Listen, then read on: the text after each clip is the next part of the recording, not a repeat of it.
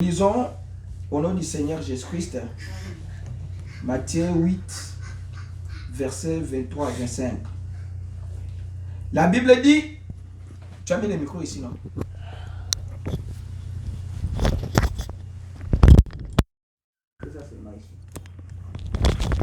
Matthieu 8, versets 23 jusqu'à 25. Il monta dans la barque et ses disciples lui suivirent. Et voici, il s'éleva sur la mer une si grande tempête que la barque était couverte par le flot. Et lui, il dormait. Les disciples s'étant approchés, les réveillèrent et dirent, Seigneur, sauve-nous, Seigneur, sauve, nous périssons. Il leur dit, pourquoi avez-vous peur, gens de peu de foi? Alors il se leva, menaça le vent et la mer, et il y eut un grand calme. Ces hommes furent saisis d'étonnement. Quel est celui-ci? Saisi d'étonnement, oui. Quel est celui-ci, disait-il, à qui obéissent même les vents et la mer? Amen. Prions le Seigneur. Éternel Dieu Tout-Puissant, nous te disons merci parce que tu es notre Dieu. Nous avons voulu, Seigneur Jésus, ce matin, parler d'une autre chose, mais tu vois qu'on a une autre chose. La Bible dit que tout concourt au bien de ceux qui aiment Dieu. Tu sais pourquoi nous sommes à cet endroit. Alors nous te demandons, Seigneur, une faveur. C'est que le Seigneur ne nous laisse pas, soit avec nous, Seigneur. Dans toutes circonstances, la Bible dit que tout concourt au bien de ceux qui aiment Dieu. Tu le savais, Seigneur, que ce jour nous serons ici. Éternel Dieu, Satan, le diable n'est pas content quand nous faisons ce travail. Il va nous combattre dans toutes choses, Seigneur. Dans tous les angles. Mais nous savons, Seigneur, que la Bible dit que celui qui est à nous est plus fort que celui dans le monde. Quand nous avons Jésus, nous avons l'assurance qu'il est avec nous et il est à côté de nous. Il ne nous abandonnera pas et il ne nous laissera pas. Il sera avec nous jusqu'à la fin du temps. C'est ce qu'il a dit dans Jean 14. Nous voulons, Seigneur, ce matin, que tu puisses nous parler. Sois avec nous, Jésus. Console nos cœurs qui ont été touchés pendant la semaine, Seigneur. Mais donne-nous la force, le courage, la foi, l'endurance, afin que nous puissions nous tenir encore debout, afin que nous puissions aller de l'avant. Que tes enfants ne puissent pas se décourager pour cette œuvre. Cette œuvre a les hauts, a les bas. Il y a des fois où la tempête peut toucher la barque. Il y a des fois où le flot peut toucher la barque. Il y a des fois où les gens peuvent mourir. Il y a des fois où nous pouvons subir des injures. Il y a des fois où nous pouvons subir des mimiques. Il y a des fois où nous pouvons subir des choses, Seigneur Jésus-Christ, insupportables. Mais toi, tu avais dit à Paul, ne crains pas. Je suis avec toi. Car j'ai un grand peuple dans ce pays qui viendront à moi. C'est pourquoi nous n'avons pas peur de ce qui nous arrive. Nous avons l'assurance, Seigneur, que tu es avec nous. Tu ne nous abandonneras pas. Console nos cœurs qui ont été touchés, nos esprits, nos pensées, afin que nous puissions être encore plus forts, que nous puissions nous mettre debout, aller de l'avant. Nous prions de bénir la salle. Autrement du chemin, autre mon frère et ma soeur dans son chemin. Sois avec chacun de nous pour te donner pour ta gloire. Nous prions ainsi au nom de Jésus. Amen. Amen. Ok. Ce matin, nous allons parler sur un sujet. Alors, premièrement, je veux dire que la salle là, nous étions la fois passée.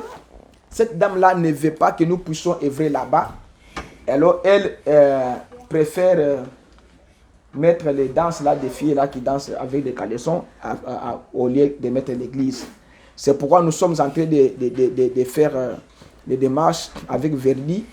Et quand nous avons des salles, nous allons vous communiquer. Alors, je pense que l'Éternel fera quelque chose. Dans peu de jours, nous aurons une salle, nous allons faire nos activités. Alors, c'est ce que je voulais un peu vous dire, ne vous découragez pas. Dans le travail de Dieu, il y a les hauts, il y a les bas. Sachez que dans le travail de Dieu, le pasteur peut se mettre debout et il tombe, il meurt, les brebis restent seules. Alors Dieu suscite encore une autre personne, alors il va les mettre debout. Alors nous allons glorifier le Seigneur dans toutes circonstances. Ce qui vous arrive dans la vie, glorifiez toujours l'Éternel. William Branham a dit que le bonheur ne réside pas dans les biens matériels de ce monde, mais c'est dans la satisfaction de tout ce que tu attires de la part de l'Éternel. Que ça soit beaucoup ou peu, glorifier toujours l'Éternel. Que les hommes meurent, que les hommes passent, que l'Église se divise. Si tu es un chrétien fidèle avec l'Esprit du Seigneur, il va te dire que tranquillise-toi, c'est le vent et ça va passer. Alors ne vous troublez pas, ne vous lamentez pas. Alors le diable a fait son travail, nous faisons notre travail.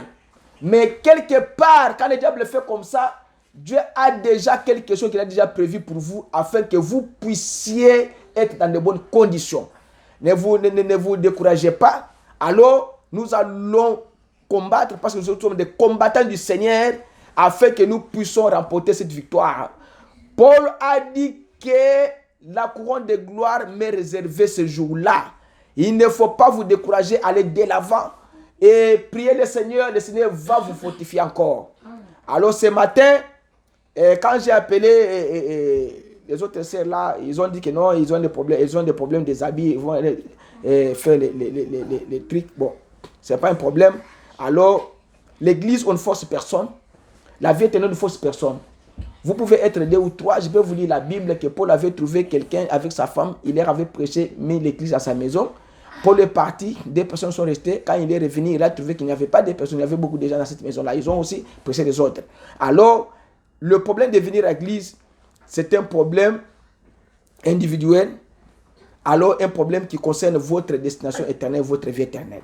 Alors, ce matin, je vais parler sur un petit sujet. Avant, Claude est venu de Kinshasa. Dieu donné, tu ne connais pas Claude. Alors, il est venu de Kinshasa.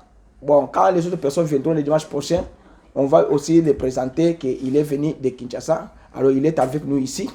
Alors, Dieu, quand il vous ajoute un parmi vous, vous devez glorifier le Seigneur.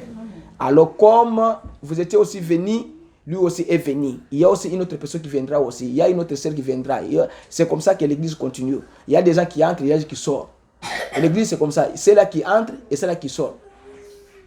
Même en Israël, c'était comme ça. Ceux qui entrent, ceux qui sortent. L'église, c'est comme ça. Alors,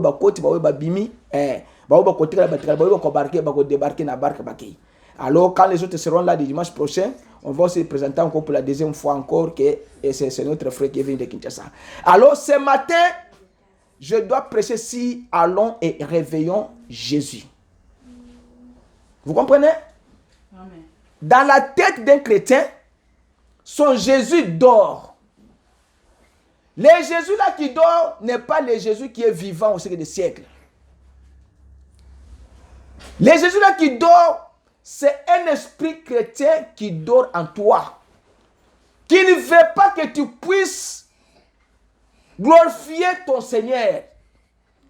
Alors ici, un chrétien doit être éveillé. Un chrétien doit être un homme qui a le courage. Même si vous êtes 2 quelque part, vous devez manifester Jésus. Au travail, dans les voyages, partout, vous devez manifester Jésus parce que votre Jésus n'est pas mort, votre Jésus ne dort pas, votre Jésus est réveillé et il est vivant au siècle des siècles. Allons, réveillons Jésus. Pourquoi les disciples ont dit réveillons Jésus? Parce que les disciples, c'était pendant la campagne d'évangélisation. Jésus avait prêché, avait guéri les malades, la belle-mère de Pierre. Il avait fait beaucoup de miracles et il était fatigué. En tant qu'un homme, bien qu'il était Dieu, mais Dieu, pour se manifester dans un homme, Dieu utilise l'homme pour qu'il puisse attirer l'autre homme. Dieu ne peut pas descendre de la manière dont les gens prétendent que non, je vais voir Dieu, Dieu descend comme ça, c'est moi ici. Non, Dieu utilise les êtres humains pour s'introduire dans des êtres humains pour se manifester dans ces êtres humains-là. Alors, il était un homme parce qu'il était dans la chair. Il avait fait une campagne de guérison. Il avait guéri beaucoup de malades. Il avait nourri les gens et il était fatigué. Alors, il a dormi dans les barques. Maintenant, quand il était dormi, les disciples se contentaient que non, même s'il dort, même si quelque chose arrive, nous allons vraiment combattre contre la chose qui va arriver. Jésus a dit ok, Jésus dort, il prend le coussin, il met à sa tête, il dort. Maintenant, le vent vient. Le vent commence à taper sur la barque. Après le vent, il y a l'eau qui commence à entrer dans la barque et que la barque puisse se fondre dans la mer. Alors, ils ont prié, rien. Maintenant, ils se sont retrouvés que, comme ils prient, la chose n'arrive pas. Il fallait réveiller celui qui peut maintenant faire arriver la chose. Il savait qu'il y a quelqu'un parmi nous qui peut surmonter cette épreuve. Quand vous avez un problème dans votre vie, ne vous contentez pas de résoudre ce problème-là vous-même. Vous allez échouer si vous n'associez pas Jésus dans votre vie. Les disciples ont échoué parce qu'ils n'avaient pas associé Jésus dans cette épreuve-là. Quand une épreuve arrive dans votre vie, ne vous contentez pas à consulter votre frère, votre soeur, votre papa, votre maman. Votre papa peut être un sorcier, votre frère peut être un sorcier, mais contentez-vous à consulter celui qui a créé toutes choses. Il est le Seigneur des Seigneurs et le Seigneur de gloire. C'est lui qui sait comment la situation a commencé et comment la situation va finir. Quand vous vous lamentez, Dieu a une brèche qu'il a déjà ouverte pour vous. Quand vous vous lamentez, on nous a chassés là-bas, on m'a fait sortir de la maison, je suis sans abri. Il sait pourquoi vous êtes sans abri. Dieu sait pourquoi vous êtes en Amérique. Dieu ne fait pas quelque chose au hasard. Jamais. Dieu ne peut pas faire quelque chose pour le plaisir de l'homme. Dieu ne peut pas changer sa méthodologie de faire parce qu'il y a un homme en souffrance. Non. Dieu fait des choses avec des calculs. Amen. Il a déjà calculé. Il a vu que mon fils qui est ici, il sera sauvé et peut entrer. Amen. Même si le vent vient dans sa vie, le vent tape dans sa vie, Dieu l'a déjà sauvé avant la fondation du monde. Amen. Dieu le sait. Dieu sait que vous allez croire le message du temps de la fin. Ce n'est pas au hasard. Les catholiques, Dieu sait que les catholiques là, il ira au ciel. Amen. Dieu sait que les catholiques, il ira en enfer. Dieu sait que celui qui est dans le message ira au ciel ou il ira en enfer. Ce n'est pas le fait d'être dans l'église de Jésus qui vous donne l'accès d'entrer au ciel, non. C'est qu'il y a ce qu'on appelle une prédestination de votre vie. Est-ce que vous avez été prédestiné à l'enlèvement, oui ou non? C'est ça le problème. Dieu ne fait pas quelque chose pour vous effrayer. Dieu ne fait pas quelque chose pour vous dorloter. Dieu ne dorlote pas ses enfants. Amen. Par contre, Dieu chicote ses enfants pour qu'ils soient de véritables enfants de Dieu. Amen. Dieu ne peut pas vous dorloter. Si vous voyez quelqu'un qui ne veut pas aller à l'église, laissez-lui. Peut-être il n'est pas un fils de Dieu. Comment pouvez-vous, toi un chrétien, rempli du Saint-Esprit, les jours du dimanche, tu tapes les dames.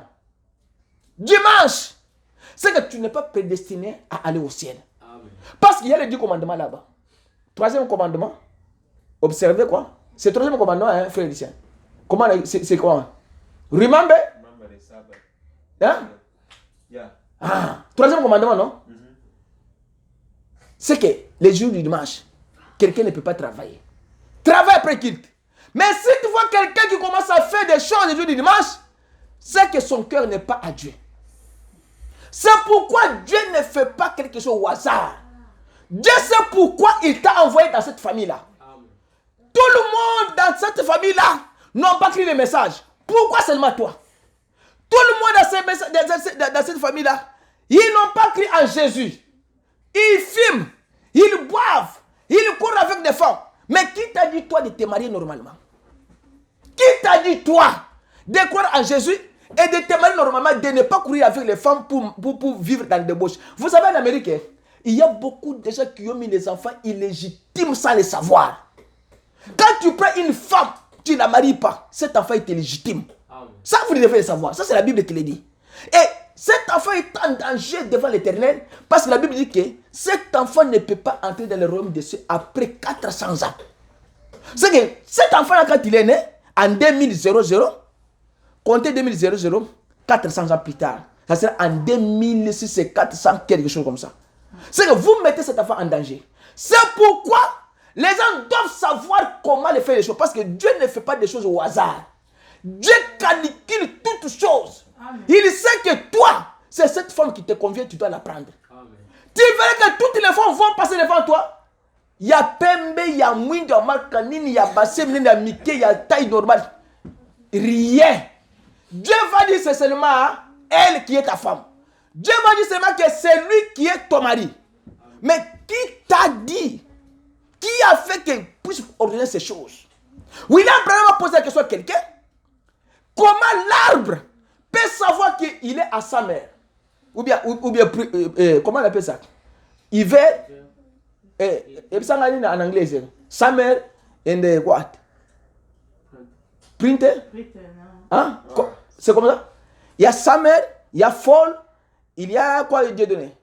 Summer, fall, winter, and spring. William Branham dit, qui a dit à l'arbre que nous sommes à sa mère, il fallait qu'on fasse sortir ma fleur? Qui a dit ça à l'arbre? Qui a dit aux orangers que nous sommes au temps de citron, toi tu ne peux pas porter des fruits? Qui a dit au bananier que toi, nous sommes au temps de la pluie, il y a saison sèche. C'est qu'il y a une intelligence quelque part derrière cet arbre-là. Il y a quelqu'un qui commande cet arbre-là. Et celui qui commande l'arbre de porter les fruits à sa saison-là, c'est celui qui a prédestiné aussi ta vie pour la vie éternelle. Amen.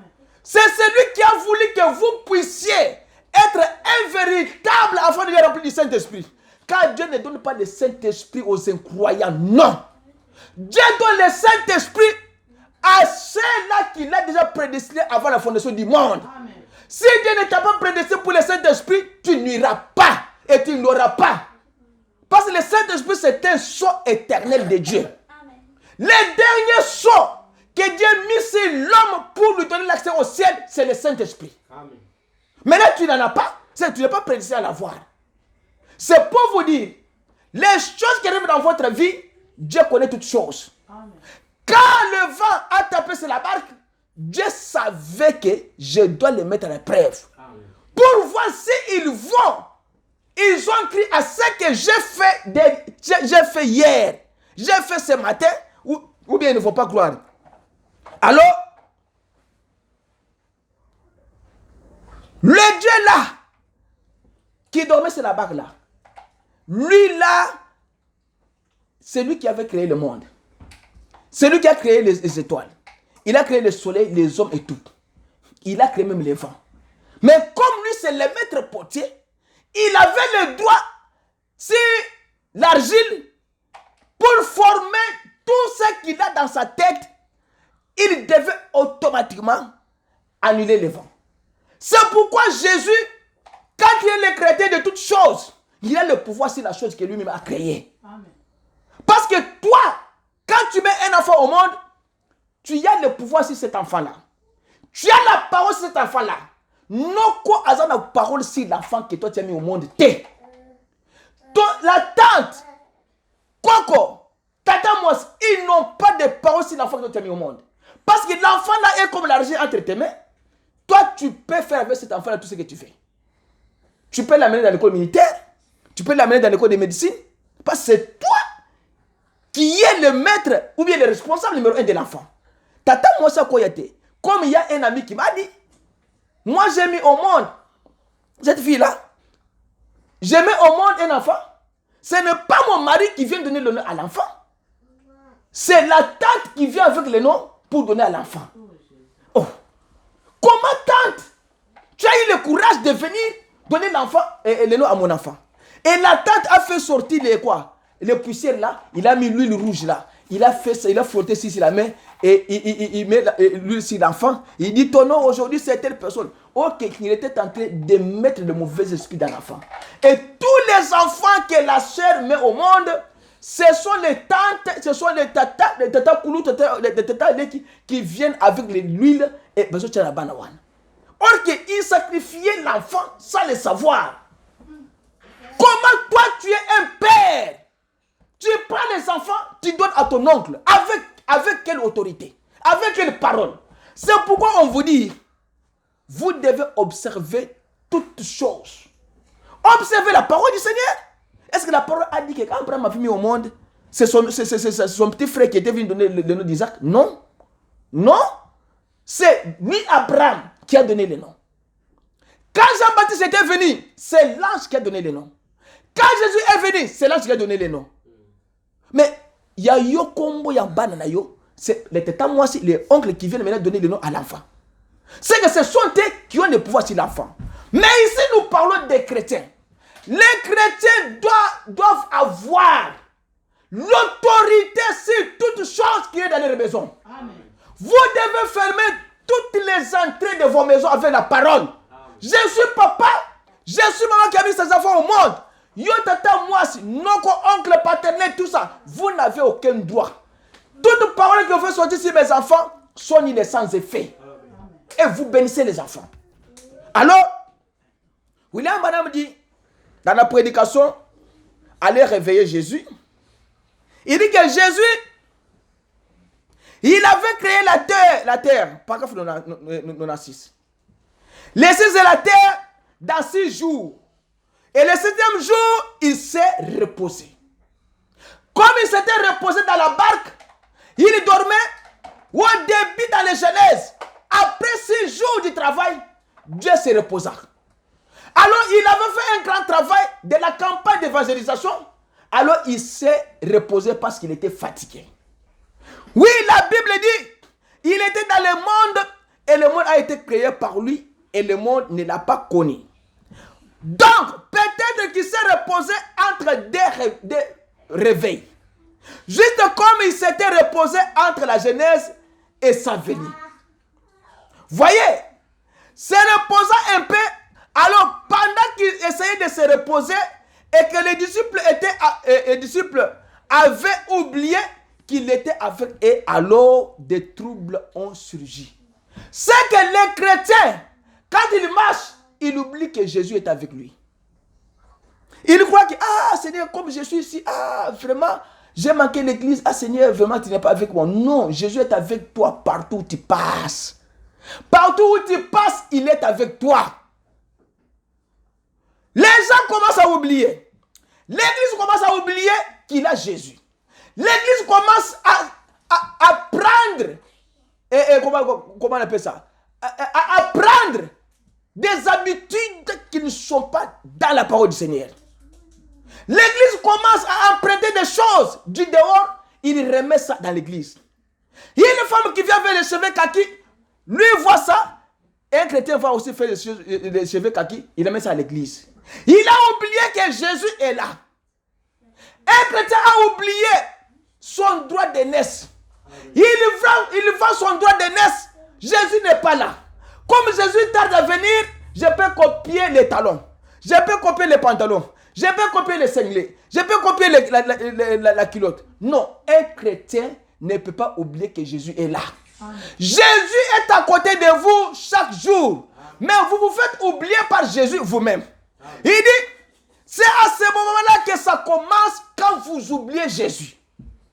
C'est à ce moment-là quand les ennuis commencent. Les problèmes commencent, la souffrance commence, la maladie s'introduise quand vous oubliez Jésus dans votre vie. Amen. Ne l'oubliez pas. Il a dit dans la Bible que je suis un secours qui ne manque jamais. Amen. Il va vous secourir. Dans le cas du danger, Jésus va vous secourir. Ça, je vous donne comme les réveillons. Je vais vous réveiller. Sachez qu'il y a des épreuves qui viennent dans votre vie. Que ça ne vous décourage pas. Mettez-vous debout. Je vous ai lu dans Psaume 20, ce que la Bible dit. Vous devez lever l'étendard de l'éternel. Partout où vous êtes. N'oubliez pas. C'est quand vous oubliez Jésus et que ces choses commencent. Quand l'église oublie la présence de Jésus-Christ, quand nous oublions et que nous nous mettons à nous chamailler et à nous mettre dans tous nos états de nervosité, de colère, des injures, de la haine, sans cause. Sans problème. Tu te mets en colère contre quelqu'un, sans problème. C'est à ce moment-là que la tempête vient dans votre vie parce que vous avez oublié Jésus. Et nous quereller au sujet de nos divergences dénominationnelles et autres. C'est exactement à ce moment-là que les troubles commencent quand vous oubliez Jésus dans votre vie. Vous oubliez que vous êtes un enfant de Dieu. Vous commencez à vivre comme le monde. Vous commencez aussi, on trouve un chrétien en train de faire la politique. Ah, le président là, moi je ne l'aime pas.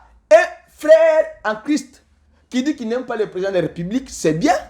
C'est ton choix. Mais écoutez, la Bible dit que vous devez respecter les autorités du pays établi par Dieu. Dieu même les magistrats, c'est lui qui les a établis. Ça c'est la Bible qui le dit. Mais tant que Christ est là, et que le Saint-Esprit est en train de bénir tout le monde, nous ne faisons pas cas de couleurs, de credo ou de quoi que ce soit. Nous sommes tous dans une immense piscine de bénédiction de Dieu. Communiant simplement sous le sang de Jésus-Christ et nous ne remarquons pas cela. Et aujourd'hui, ce qui est arrivé aux églises, nous parlons de lui, Jésus. Nous avons beaucoup d'intellectualisme au point que les hommes sont tellement instruits dans les Écritures qu'ils peuvent apporter un message. On ne peut pas mettre le doigt dessus. Mais où est Dieu? Ce que j'aimerais savoir, où est cette manifestation de Dieu? Ou bien vous êtes un chrétien, ou bien vous êtes un politicien. Quand vous oubliez Jésus, c'est qu'il n'y a pas d'espoir. Quand vous oubliez Jésus, il n'y a pas d'espoir au moment de preuve. Paragraphe 5, il dit, alors ils ont constaté, comme nous aujourd'hui, qu'il y avait des problèmes. Dans votre vie, il y avait des problèmes. Dans la barque là, le problème a commencé. C'était quel problème? Le vent avait commencé à secouer la barque. Le vent a commencé à secouer votre vie. Vous êtes dans le mariage. Vous voulez vous marier. Sachez qu'il y a un vent qui va vous secouer dans le mariage. Sachez qu'il y a un vent qui viendra soit de votre côté, soit du côté de la sœur. Tu veux commencer le business. Sachez que le vent commencera à secouer votre vie. Du côté de ceux-là qui vont te financer, ou bien de ton côté. Que les gens des membres de la famille qui disent que non, yoko bongate. C'est pourquoi un chrétien, il doit être éveillé. Les gens qui sont dans ce monde ici, ils peuvent prononcer une parole, si vous n'êtes pas prudent, la parole va vous coller et va vous condamner pour dire bon. C'est pourquoi chaque jour, vous devez chasser les mauvaises paroles que les gens prononcent pour vous. Quand vous priez à genoux là, dites à Dieu, Seigneur, toutes les mauvaises paroles que les gens ont prononcées contre moi, je les chasse au nom de Jésus. Et ça va partir. Si vous les laissez, ça va s'entasser jusqu'à ce que ça va vous coller. La barque commençait à tanguer. Les vents soufflaient, emportant les voiles, et la barque était remplie d'eau. Quoi? Il n'y avait plus d'espoir. Plus d'espoir de vivre. Quand les problèmes commencent à venir dans votre vie, il n'y a pas d'espoir. Vous oubliez que Jésus peut surmonter les problèmes de votre vie. Réveillez-vous. Vous oubliez que vous avez un Dieu qui peut surmonter votre vie. Alors, le vent a commencé à taper sur votre vie. Est-ce que avez-vous déjà demandé à votre Seigneur, à votre Sauveur Créateur, pourquoi toutes ces choses vous arrivent? Et si vous êtes un véritable chrétien, un jour, Dieu va équilibrer votre vie. Dieu va stabiliser votre vie. Dieu va faire que votre vie soit stable. Car le vrai stabilisateur de la vie des gens, c'est le Saint-Esprit. S'il n'est pas là, votre vie n'est pas stable. Quand vous oubliez, les ennuis commencent. Mais on a madame dit que ce soir, il ne faut pas vous décourager, car Jésus est avec vous dans la barque. Ne vous découragez pas. Jésus est avec vous partout où vous allez. Amen. Ne vous découragez pas des choses qui peuvent vous arriver. Croyez que Jésus est avec vous dans la barque ce soir. Jésus ne vous abandonnera pas. Il a dit que je suis le bon berger. Le bon berger, il garde ses brebis. Il veille sur ses brebis. Si l'une de ses brebis se détourne, il va aller voir prendre. William Branham dit qu'un berger va aller jusqu'au niveau de casser la jambe d'une brebis qui sort beaucoup.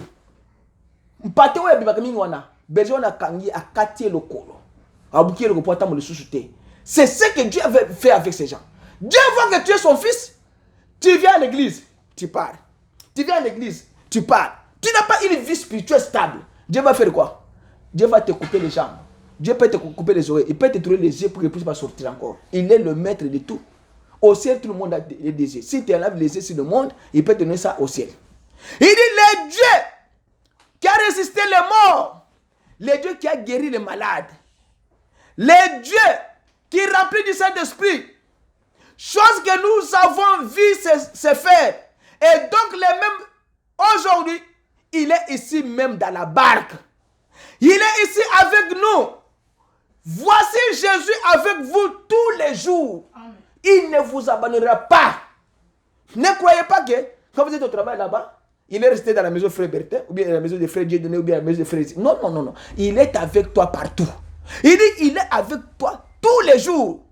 Qu'il y ait des troubles ou que les bateaux naviguent sans problème, je suis toujours dans la barque. Jésus est toujours là à côté de toi. Il est notre remède.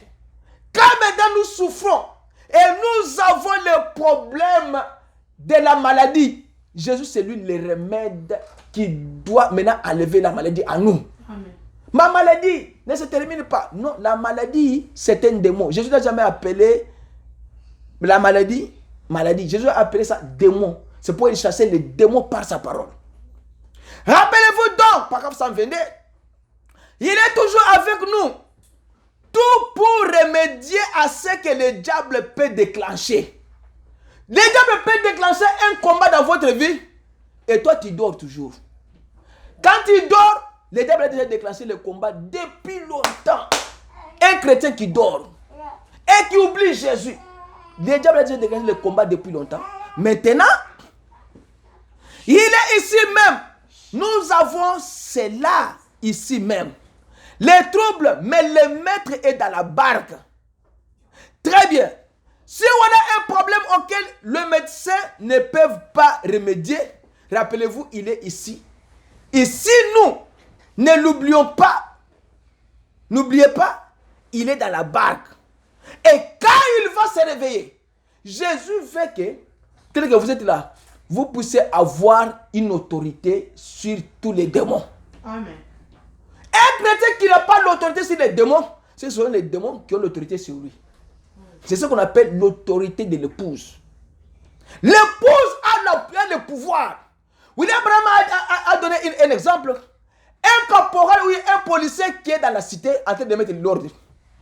Il ne peut pas avoir une puissance, mais il a l'autorité sur la ville. Amen. Son autorité, c'est quoi?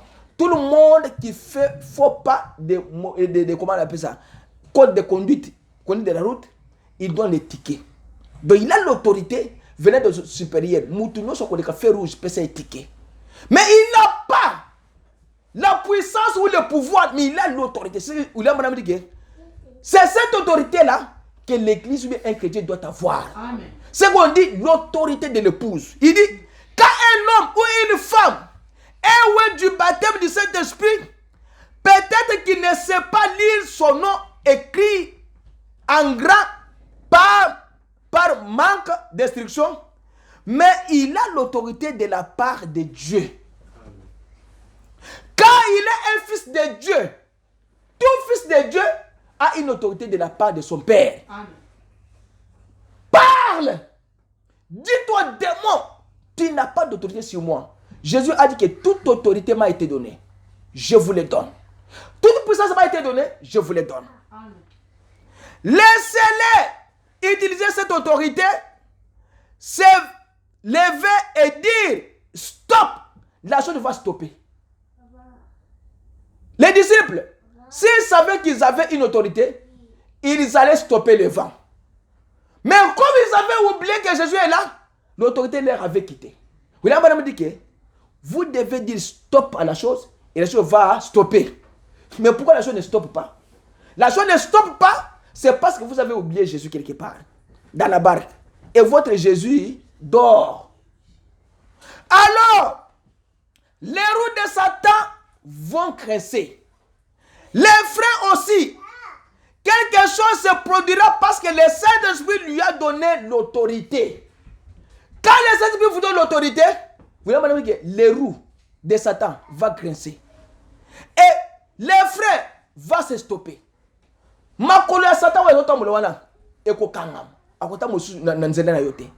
C'est pourquoi il faut chasser les démons dans votre trace.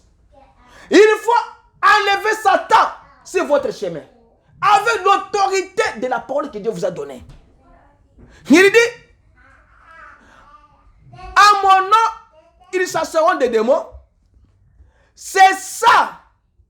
Assurément, il n'a pas à avoir un doctorat en théologie ou un diplôme en philosophie. Il lui faut connaître Jésus et savoir ce qu'il est confié. Amen. Et c'était là. Oui. C'est que Dieu dit que vous devez seulement reconnaître que Jésus vous a donné l'autorité et tous ceux qui vous suivent dans votre vie vont s'arrêter. Amen. Quand vous avez cette autorité-là, maintenant il dit, quand vous oubliez Jésus, il vous pose la question, mais où est votre Dieu? Votre Dieu est où? Parce que votre Dieu dort. Votre Jésus là, il est en train de se déambuler quelque part dans le marché. Votre Jésus là, il est quelque part en train de jouer la dame, la carte, le bingo. Mais moi, mon Jésus est réveillé au siècle des siècles. Moi, mon Jésus ne dort pas. Quand j'ai un problème, je sais que c'est lui qui est un secours qui ne manque jamais. Où est Dieu dans votre vie? Si vous avez Dieu, montre-nous le Dieu. Philippe a posé la question, montre-nous le Père et cela nous suffit. Jésus a dit que depuis là que je suis avec toi, Philippe, mais celui qui m'a vu a vu le Père. Celui qui est avec moi est avec Dieu. Amen. Maintenant, toi tu es avec le Dieu, tu demandes à Dieu que montre-nous Dieu. Tu es avec ton papa, tu demandes papa, montre-moi mon papa. C'est une question ambiguë. C'est une question qui n'a pas de réponse. C'est pourquoi Jésus lui a dit, depuis que je suis avec toi, tu ne connais pas Dieu, mais celui qui m'a vu a vu le Père. Amen. Comment quelqu'un peut poser la question à son papa? Papa, montre-moi mon papa. C'est que depuis que lui est né là, à travers quoi papa n'a pas été. Où est Dieu dans votre vie? William Branham dit que, par exemple, 103, la Bible dit, juste avant la destruction antédiluvienne, et Jésus a dit, ce qui arrivera du temps de Noé, arrivera de même à la venue du Fils de l'homme. Il y avait des géants sur la terre. C'était des géants, des gens de grande taille. Alors, et aujourd'hui, il y a des géants intellectuels. Il y a des hommes qui sont des grands hommes, des hommes puissants. Ils connaissent les Grecs autant que l'hébreu. Et tout. Et ils peuvent si intellectuellement mettre tout cela ensemble. Mais où est ce réveil? Où est ce Dieu qui enflamme le cœur de l'homme? Ce qu'il faut pour faire descendre la puissance de Dieu, ce n'est pas combien c'est intellectuel, mais la simplicité. Jésus, il était là pour manifester la parole. Amen. L'homme était encore dans le péché. Il y avait une offrande d'un animal. Et la vie de l'animal ne pouvait pas venir sur les croyants.